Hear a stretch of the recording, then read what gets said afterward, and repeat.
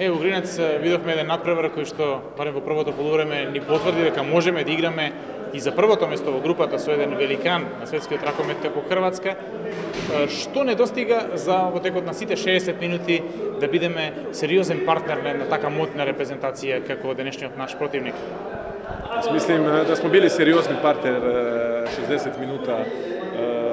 Definitivno smo igrali protiv jedne ekipe, jedne Hrvatske koja je rukometna velesila i stvarno danas kad malo vidim utakmicu šteta, pošto smo imali stvarno mogućnost da napravimo jedan bolji rezultat, ali nismo mogli nekako da izdržimo to, da držimo koncentraciju 60 minuta i definitivno te velike ekipe reprezentacije koriste i onih njihovih 5 minuta što se isto dešavalo.